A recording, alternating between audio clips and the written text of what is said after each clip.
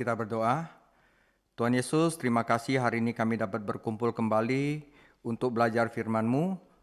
Hari ini kami akan belajar dari Engkau, juga dari Nuh, tentang bahwa kami dengan iman mempercayai oleh firman-Mu, walaupun konsekuensi yang kami hadapi di dunia ini. Kuatkanlah iman kami, dan biarlah firman hari ini menguatkan iman kami agar kami tetap teguh di dalam Engkau. Tuhan Yesus, jauhkanlah kami daripada percobaan, lepaskanlah kami daripada yang jahat, karena Engkaulah yang mempunyai kerajaan, kuasa, kemuliaan sampai selama-lamanya. Saudara, hari ini topiknya adalah belajar dari Nuh. Belajar apa dari Nuh? Belajar bahwa waktu saat Tuhan berfirman kepadanya dan memberitakan bahwa akan ada air bah, kita tetap mempercayai apa yang Tuhan katakan terlepas dari konsekuensinya. Dan juga belajar dari Nuh, di mana dia ditentang, di mana dia diejek, bagaimanapun dia diketawain, tetapi dia tetap saja mempercayai apa yang Tuhan katakan. Inilah topik hari ini, yaitu belajar dari Nuh. Saudara, saya pernah mendengar seorang pendeta sedang mengajar pelajaran Alkitab tentang Matius 16, di mana menjelaskan banyak interpretasi dari kata-kata Tuhan Yesus kepada Petrus. Matius 16 ayat 18, Yesus menyatakan, "Dan aku pun berkata kepadamu, engkau adalah Petrus, dan di atas batu karang ini aku akan mendirikan jemaatku, dan alam maut tidak akan menguasainya. Kepadamu akan kuberikan kunci kerajaan surga." Nah, saudara, alam maut tidak menguasainya itu benar, kita tidak akan binasa. Tetapi, saudara, setelah itu seorang wanita berkata kepadanya, "Pendeta, saya berani bertaruh jika Yesus mengetahui semua masalah dan penderitaan gereja yang akan ditimbulkan oleh kata-kata itu, dia tidak akan pernah mengatakannya." Ya saudara, orang Kristen pasti mengalami penderitaan di dunia ini, tetapi itu tidak sebanding dengan apa yang kita terima, dan firman hari ini akan menyatakannya. Saudara, ketika Petrus menulis bagian suratnya ini, dia tidak menyangka bahwa itu akan diklasifikasikan sebagai salah satu bagian yang paling sulit dari perjanjian baru. Para penafsir Alkitab yang baik telah bergumul dengan ayat-ayat ini, berdebat dan tidak setuju dan tidak selalu meninggalkan banyak bantuan rohani. Tetapi saudara, kita mungkin tidak dapat menyelesaikan semua masalah yang ditemukan di bagian ini, tetapi kita dapat bantuan praktis yang diberikan Petrus untuk menyemangati orang-orang Kristen di masa-masa sulit. Karena itu saudara, bagian ini menyajikan 3 pelayanan yang berbeda. Jika kita memahami pelayanan ini, kita akan lebih mampu menderita dalam kehendak Allah dan memuliakan Yesus Kristus. Pertama, kita akan belajar dari pelayanan Tuhan Yesus. Kedua, kita akan belajar dari pelayanan Nuh. Dan yang ketiga, kita akan belajar dari penderitaan orang-orang Kristen sekarang. Firman-Nya adalah di 1 Petrus 3 ayat 18 sampai 22. Sebab juga Kristus telah mati sekali untuk segala dosa kita. Ia yang benar untuk orang-orang tidak benar, supaya ia membawa kita kepada Allah. Ia yang telah dibunuh dalam keadaannya sebagai manusia, tetapi yang telah dibangkitkan menurut roh. Dan di dalam roh itu, ia juga pergi memberitakan Injil kepada roh-roh di dalam penjara, yaitu kepada roh-roh mereka yang dahulu pada waktu Nuh tidak taat kepada Allah, ketika Allah tetap menanti dengan sabar pada waktu Nuh sedang mempersiapkan bahteranya, di mana hanya sedikit, yaitu 8 orang saja saudara, yang diselamatkan oleh air bah itu. Juga kamu sekarang diselamatkan oleh kiasannya, yaitu baptisan. Maksudnya bukan untuk membersihkan kenajisan jasmani, melainkan untuk memohonkan hati nurani yang baik kepada Allah oleh kebangkitan Yesus Kristus yang duduk di sebelah kanan Allah setelah ia naik ke surga sesudah malaikat, kuasa dan kekuatan ditaklukkan kepadanya. Saudara, pertama kita belajar dari pelayanan Yesus Kristus. Saudara, segala sesuatu yang lain dalam bagian ini tidak berkaitan dengan apa yang dikatakan Petrus tentang Yesus Kristus. Materi ini sejajar dengan apa yang Petrus tulis di 1 Petrus 2 ayat 21. Petrus menghadirkan Tuhan Yesus Kristus sebagai teladan sempurna dari orang-orang yang menderita secara tidak adil, namun tetap menaati firman Allah, menaati Allah. Yaitu teladan Yesus yang mana? Pertama, teladan dia tentang kematian Kristus. Dalam 1 Petrus 3 ayat 17, Petrus menulis tentang penderitaan karena berbuat baik, teladannya Yesus, daripada karena berbuat jahat. Dan kemudian ia memberikan teladan Yesus Kristus. Yesus adalah yang benar, namun ia diperlakukan dengan tidak adil. Mengapa? Agar dia mati untuk orang-orang yang tidak adil dan membawa mereka kepada Tuhan. Dia mati sebagai pengganti, dia mati hanya sekali. Dengan kata lain, Yesus menderita karena berbuat baik. Dia tidak mati karena dosa-dosanya sendiri, karena dia sama sekali tidak memiliki dosa, saudara. Ungkapan membawa kita kepada Allah adalah istilah teknis yang berarti mendapatkan audiensi di tata Allah. Kita bisa langsung ke dalam tata Allah. Karena karya Kristus di kayu salib, kita sekarang memiliki akses terbuka kepada Allah. Kita boleh datang berani ke tahtanya. Kita juga memiliki akses kepada kasih karunia-Nya yang luar biasa untuk memenuhi kebutuhan kita sehari-hari, saudara. Ketika tabir bait suci terbelah, itu melambangkan jalan baru terbuka kepada Allah Bapa melalui Yesus Kristus. Saudara, pemberitaan tentang Kristus. Ungkapan di dalam roh menimbulkan masalah bagi kita. Dalam manuskrip Yunani tidak ada huruf kapital, jadi roh itu ada di dalam huruf kecil. Jadi di sini kami tidak memiliki otoritas untuk menulis roh dalam huruf besar daripada roh dalam huruf kecil. Para teolog Yunani memberitahu kita bahwa akhir dari 1 Petrus 3 ayat 18 harusnya berbunyi, dibunuh untuk daging tetapi dihidupkan untuk roh. Kontrasnya adalah antara daging dan roh seperti dalam Matius 26 ayat 41 dan Roma 1 ayat 3 dan 4, bukan antara daging Kristus dan Roh Kudus. Tuhan Yesus memiliki tubuh yang nyata, manusia, memiliki jiwa, dan memiliki roh. Dia bukanlah Tuhan yang mendiami manusia. Dia adalah manusia Tuhan yang sejati. Dia adalah manusia 100%, dia adalah Tuhan 100%. Ketika dia mati, dia menyerahkan rohnya kepada Bapa. Namun tampak jelas bahwa jika dia dihidupkan sebagai roh, pada titik tertentu rohnya pasti telah mati. Mungkin saat dia dijadikan dosa karena kita dan ditinggalkan oleh Bapa. Yaitu saat Yesus berkata, Eli, Eli, lama sabachthani. Allah, Allah, mengapa engkau meninggalkan aku? Jadi ungkapkan dihidupkan oleh roh tidak dapat berarti kebangkitan, karena kebangkitan itu berkaitan dengan tubuh. Jadi di kayu salib, Tuhan kita menderita dan mati, tubuhnya dibunuh dan rohnya mati ketika ia dijadikan dosa untuk kita. Tetapi rohnya dihidupkan dan dia menyerahkannya kepada Bapa. Kemudian menurut Petrus kadang-kadang antara kematian dan kebangkitannya, di sini Tuhan Yesus membuat pernyataan khusus, yaitu dia memberitakan kepada roh-roh di dalam penjara. Nah, ini penting saudara, apa artinya? Hal ini menimbulkan dua pertanyaan. Siapakah roh-roh yang ia kunjungi? Apakah yang dia beritakan kepada mereka, saudara? Nah, mereka yang mengatakan bahwa roh-roh di dalam penjara ini adalah roh-roh orang berdosa yang terhilang di neraka, yang kepadanya Yesus membawa kabar baik keselamatan, tetapi ini memiliki beberapa masalah nyata yang diselesaikan. Pertanyaannya, apakah orang-orang yang berdosa yang telah terhilang di neraka itu setelah Yesus Injili itu jadi percaya kepada Yesus dan diselamatkan? Tidak, saudara. Nah, selain itu tidak ada di dalam Alkitab yang mengatakan bahwa Yesus mengunjungi neraka.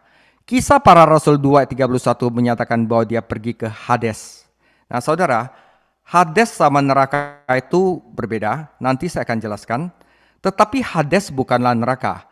Hades adalah underworld, tempat orang yang telah mati itu, tempat orang mati itu sementara, saudara. Jadi Hades itu mengacu pada dunia orang mati yang tidak percaya, tempat sementara di mana mereka menunggu kebangkitan. Baca Wahyu 20 ayat 11-15 dan Anda dapat melihat perbedaan penting.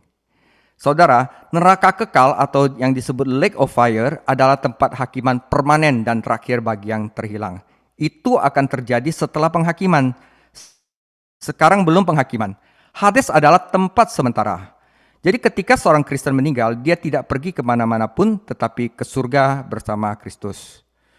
Tuhan kita menyerahkan rohnya kepada Bapa, mati, dan pada suatu saat nanti antara kematian dan kebangkitan mengunjungi alam kematian di mana dia menyampaikan pesan kepada makhluk roh, ini adalah malaikat yang jatuh dan orang-orang yang tidak bersama Kristus, yang mati tanpa Kristus.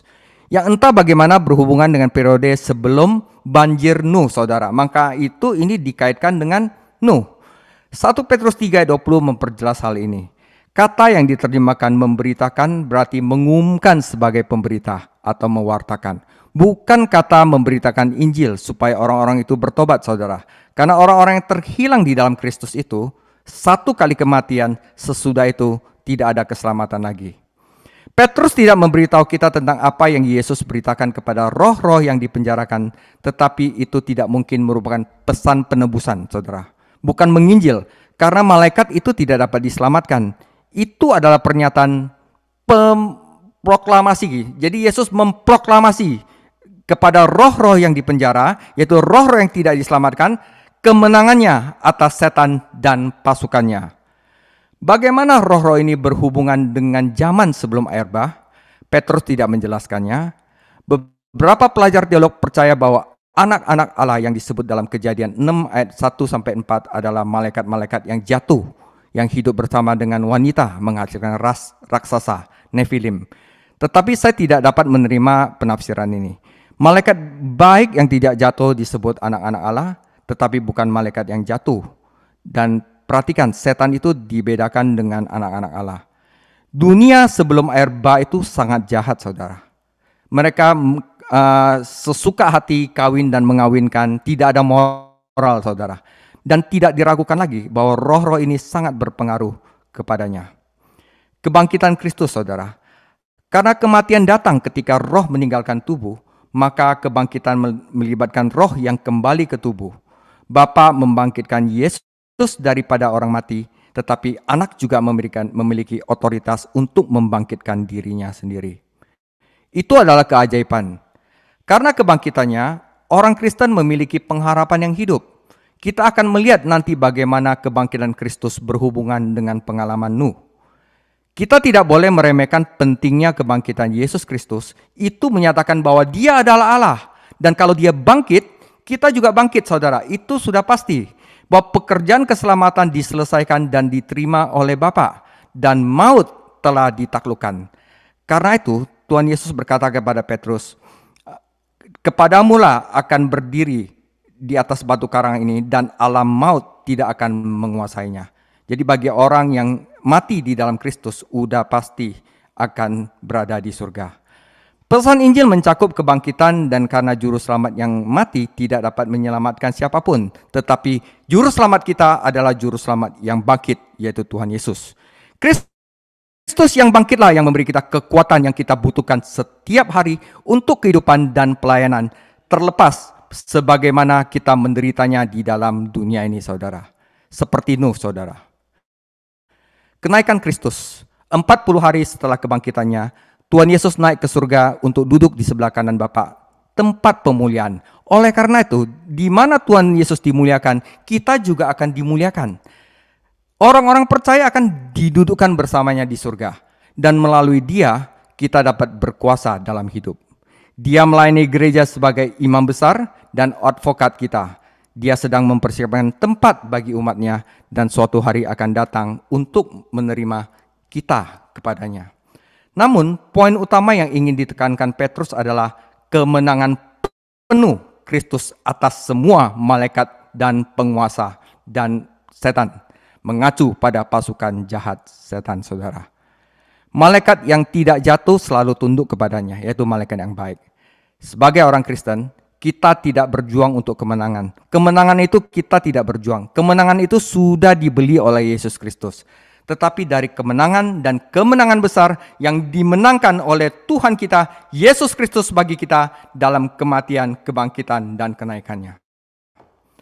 Menurut 1 Petrus 3:19, setelah Yesus mati, Ia pergi mewartakan Injil kepada roh-roh di penjara.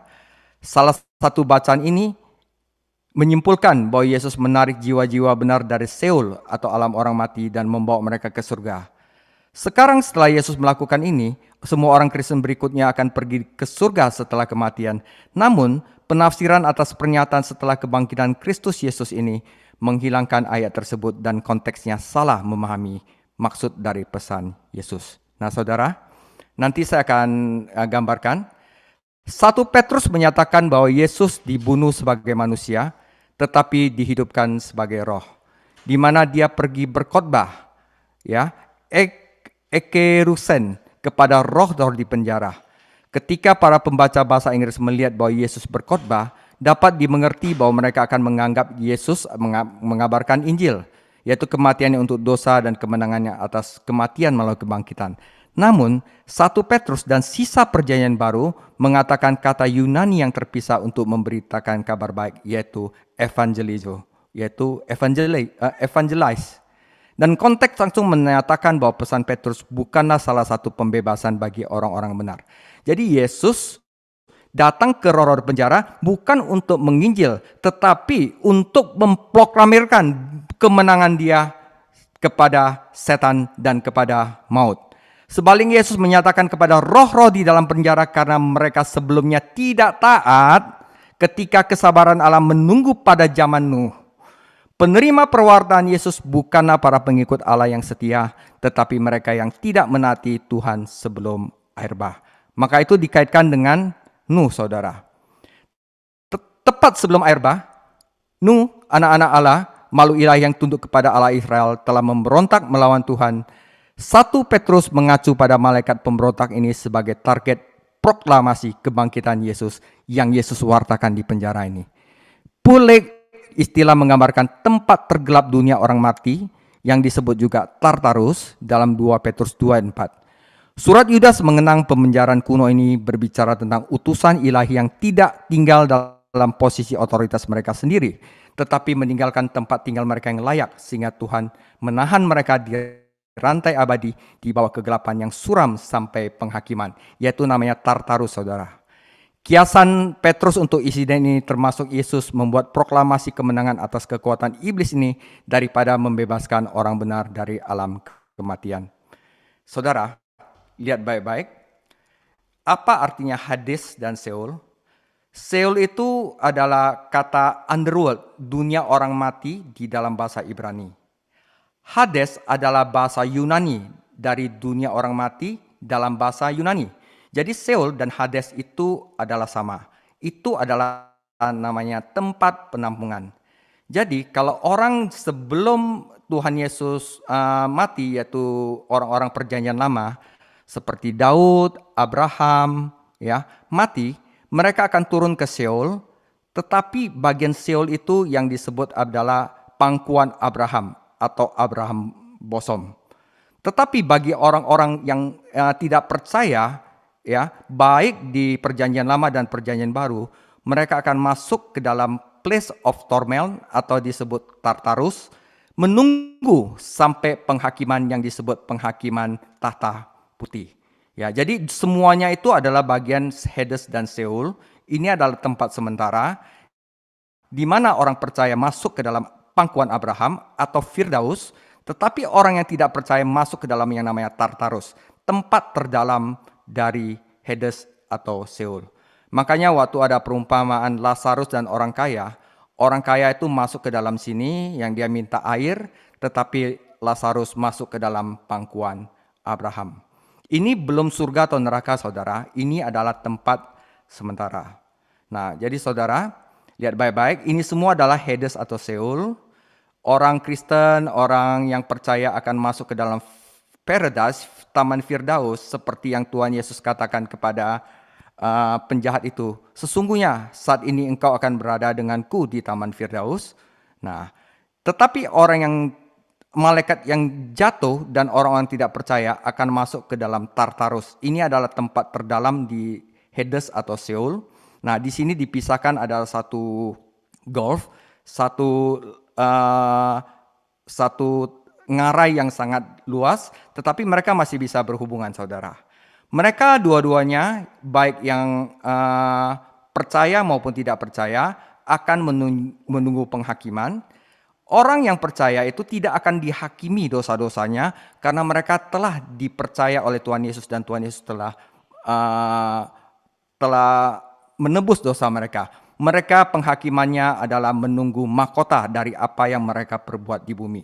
Setelah itu mereka akan pergi ke surga di kekekalan. Tetapi orang-orang yang ada di Tartarus, orang-orang yang tidak percaya, berserta malaikat-malaikat jatuh, menunggu penghakiman di mana mereka akan dibuang ke dalam yang namanya neraka. Ini adalah neraka atau Gehenna untuk selama-lamanya. Jadi begitu saudara, jadi mengerti ya. Jadi Tuhan Yesus bukan setelah kematian bukan turun sini untuk menginjil, jadi orang percaya di sini langsung masuk surga, bukan. Tetapi Tuhan Yesus memproklamirkan pada saat orang-orang tidak percaya sebelum Nuh di Tartarus bahwa dia telah menang, bahwa kenapa mereka tidak sabar. Itu maksudnya. Itu adalah nanti jika ada pertanyaan bisa ditanyakan setelah Bible study ini, saudara. Nah, saudara, kita belajar dari pelayanan Nuh. Nuh sangat dihormati di antara orang Yahudi pada zaman Petrus dan juga di antara orang Kristen. Dia dihubungkan dengan Daniel dan Ayub, dua orang besar dalam Yeskiel 14 ayat 19-20. Dan ada banyak referensi tentang air bah dalam Mazmur maupun para nabi. Yesus menyebut Nuh dalam khotbah kenabiannya. Dan Petrus menyebut dia dalam suratnya kedua, ia disebut pahlawan iman di dalam Ibrani 11 ayat 7. Hubungan apa yang Petrus lihat antara pembacanya dan pelayan Nuh? Saudara, seperti Yesus, Nuh adalah pemberita kebenaran. Nuh adalah pemberita kebenaran selama masa yang sangat sulit dalam sejarah. Bahkan dia berjalan bersama Tuhan dan memberitakan kebenaran Tuhan selama 120 tahun. Dan selama itu dia menderita, saudara. Dan selama itu dia tentu ditertawakan dan ditentang. Jadi seperti Tuhan Yesus memberitakan kebenaran tetapi dia ditentang. Nuh juga sama. Orang Kristen mula-mula mengetahui bahwa Yesus telah berjanji bahwa sebelum kedatangannya kembali, dunia akan kembali menjadi seperti zaman Nuh, saudara. Ada orang yang mempercayai firman Tuhan, ada orang yang tidak taat kepada firman Tuhan. Dan mereka menantikan dia segera. Saat mereka melihat di mana masyarakat membusuk di sekitar mereka dan penganiayaan dimulai, mereka akan memikirkan kata-kata Tuhan kita. Nuh adalah seorang beriman yang terus melakukan kehendak Tuhan bahkan ketika dia terlihat gagal. Itu tentu saja menjadi dorongan bagi pembaca Petrus. Kita saudara, kita harus terus beriman walaupun keadaannya kelihatannya gagal dan kelihatannya kalah, saudara. Jika kita mengukur kesetiaan dengan hasil, maka Nuh akan mendapatkan nilai yang sangat rendah. Namun Tuhan memberikannya sangat tinggi, saudara. Tetapi ada hubungan lain. Petrus melihat air bah gambaran tipe dari pengalaman baptisan seorang Kristen. Apapun cara baptisan yang mungkin Anda terima, saya tidak permasalahan itu, saudara. Sudah pasti gereja mula-mula mempraktekkan pencelupan baptislam, saudara. Itu adalah gambaran tentang kematian, penguburan, dan kebangkitan Tuhan kita. Banyak orang saat ini tidak menganggap serius baptisan.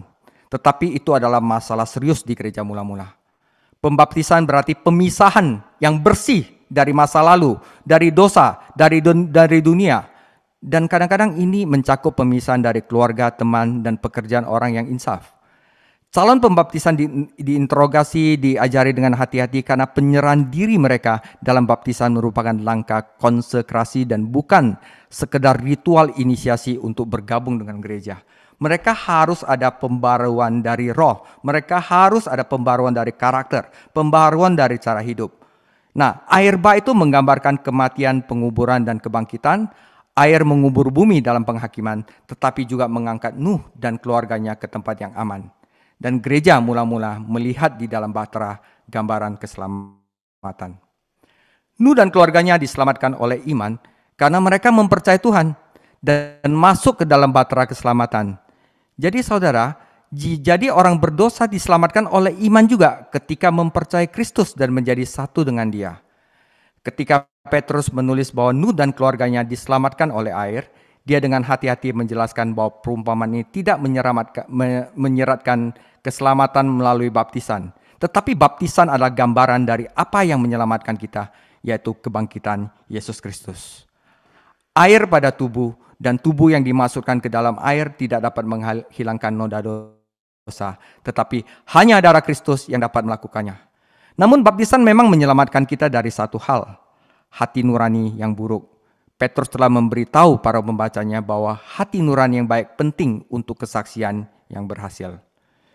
Di bagian dari hati nurani yang baik itu adalah setia dan komitmen kita kepada Kristus, yaitu komitmen kita terhadap firman Tuhan. Apapun yang saudara alami, saudara harus setia kepada firman Tuhan. Seperti Nuh setia kepada firman Tuhan. Sebagaimana diungkapkan dalam baptisan. Itu adalah simbol, saudara. Kata jawaban 1 Petrus 3:21 adalah istilah hukum yang berarti kamu janji loh, janji. Sebuah tuntutan, saudara. Setelah kamu dibaptis dan mempercayai Yesus, kamu janji akan senantiasa mempercayai firman Tuhan terlepas dari konsekuensinya. Itu adalah iman. Saudara, ketika seorang menandatangani kontrak, dia akan ditanya, apakah Anda berjanji untuk mematuhi dan memenuhi ketentuan perjanjian ini? Jawabannya harus, ya saya setuju. Kalau tidak dapat menandatangani. Jadi ketika orang-orang bertobat dipersiapkan untuk pembaptisan, mereka akan ditanya, apakah Anda akan komitmen menaati Allah, melayani Dia, dan memutuskan hubungan dosa, hubungan masa lalu mereka yang penuh dosa. Jika mereka memiliki keberatan di hati mereka, atau dengan sengaja berbohong, mereka tidak akan memiliki hati nurani yang baik. Jika di bawah tekanan penganiayaan, mereka menyangkal Tuhan, saudara. Jadi Petrus mengingatkan mereka tentang kesaksian baptisan mereka untuk mendorong mereka untuk setia kepada Kristus. Mungkin perlu diperhatikan bahwa kronologi air bah itu berkaitan erat dengan hari kebangkitan Tuhan kita. Nah, ini penting, saudara. Bahtera Nuh terdampar di Ararat pada hari ke-17 bulan ke-7. Tahun sipil Yahudi dimulai pada bulan Oktober, tahun keagamaan dimulai dengan Paskah pada bulan April. Tetapi itu baru ditetapkan pada zaman Musa. Bulan ke-7 dari Oktober adalah April. Tuhan kita disalibkan pada hari ke-14. Paskah dibangkitkan setelah 3 hari. Ini membawa kita ke hari 17 bulan itu, yaitu di mana Bahtera bersandar di Gunung Ararat, saudara. Jadi ilustrasi tentang Nuh berkaitan erat dengan penekanan Petrus pada kebangkitan Juru Selamat. Jadi pas Bahtera itu bersandar di Gunung Ararat, itu adalah kebangkitan Juru Selamat. Ada pengertian di mana pengalaman Tuhan di kayu salib adalah baptisan penghakiman, tidak berbeda dengan air bah. Dia menyebut penderitanya sebagai baptisan. Dia juga menggunakan Yunus untuk mengilustrasikan pengalaman kematian, penguburan, dan kebangkitannya. Yesus pasti bisa mengutip Yunus 2 ayat 3 dan menggambarkan pengalaman sendiri. Segala ombakmu dan ombakmu melewatiku. Saudara, yang ketiga, kita harus belajar dari pelayanan orang Kristen sekarang. Sangat mudah untuk menyepakati pelajaran utama yang dibagikan Petrus dengan para pembacanya, dan pelajaran yang kita butuhkan adalah ini, saudara. Perhatikan baik-baik, saudara. Pertama, saudara, seperti Tuhan Yesus dan Nuh, orang Kristen harus mengharapkan tentangan. Saat kedatangan Kristus makin dekat, perbuatan baik kita, saudara, akan memicu kemarahan dan serangan orang-orang yang tidak bertuhan. Yesus mengalami kehidupan yang sempurna di bumi, tetapi dia disalibkan sebagai penjahat biasa. Jika dia yang adil, yang tidak berbuat dosa diperlakukan dengan kejam, apa hak kita yang tidak sempurna untuk lolos dari penderitaan? Akan tetapi, kita juga harus berhati-hati agar kita menderita bukan karena perbuatan jahat, tetapi kita menderita karena perbuatan baik kita, demi kesalehan dan bukan karena kita tidak patuh. Ya saudara, yang pertama yang kita bisa pelajari dari Nuh dan Tuhan Yesus bahwa orang Kristen mengharapkan tentangan. Yang kedua, bahwa orang Kristen harus melayani Tuhan dengan iman dan tidak percaya pada hasil.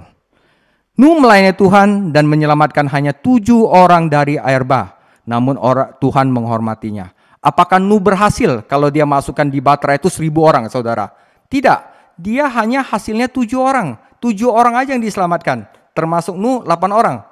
Tetapi Tuhan menghormatinya. Jadi kita jangan lihat kesuksesan itu dari hasil, saudara.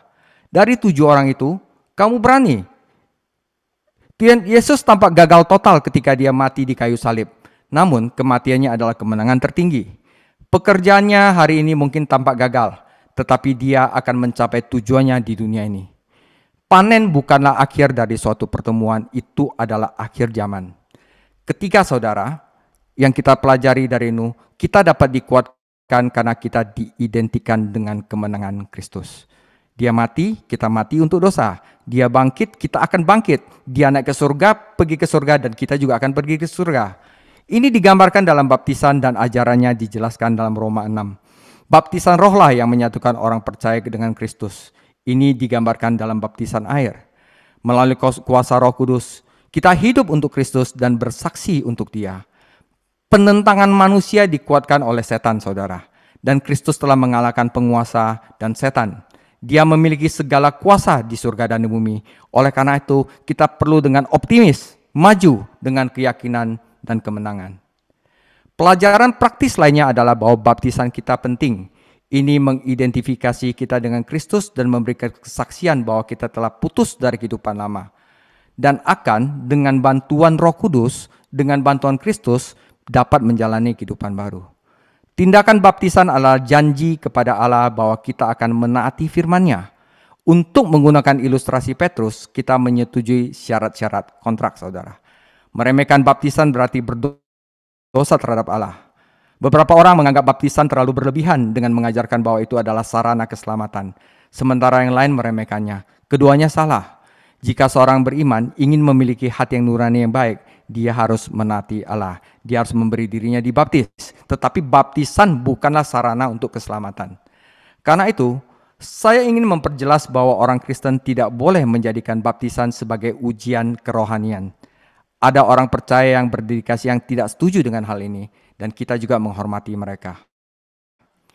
Hal penting adalah bahwa setiap orang Kristen mengakui pengabdian kepada Kristus dan menjadikannya sebagai tindakan komitmen yang pasti. Ini yang benar, saudara. Kebanyakan orang Kristen melakukan ini dalam pembaptisan, tetapi bahkan tindakan pembaptisan dapat diminimalkan atau dilupakan. Dengan memikul salib kita setiap hari, saudara, dengan memikul salib kita setiap hari, ini membuktikan bahwa kita adalah pengikut sejati Tuhan Yesus. Barang siapa yang tidak memikul salibnya, dia bukan muridku. Akhirnya Yesus Kristus adalah satu-satunya juru selamat dan dunia yang terhilang perlu mendengar Injilnya. Beberapa orang mencoba menggunakan perikop kitab suci yang rumit ini untuk membuktikan kesempatan kedua keselamatan setelah kematian. Tidak ada lagi, saudara. Penafsiran kita tentang roh di penjara itu bukan menginjil agar mereka selamat, tetapi untuk memproklamirkan kemenangan Tuhan Yesus dari setan. Tampaknya membuktikan bahwa ini adalah makhluk malaikat dan bukan jiwa orang mati. Tetapi bahkan jika roh ini adalah orang-orang yang belum diselamatkan, perikop ini tidak mengatakan apapun tentang keselamatan mereka. Dan mengapa Yesus menawarkan keselamatan jika dia melakukannya hanya kepada orang-orang berdosa sejak zaman Nuh? Dan mengapa Petrus menggunakan kata kerja merupakan sebagai pemberita, bukan kata biasa untuk memberitakan Injil, tetapi sebagai proklamasi kemenangan Yesus dari kuasa setan.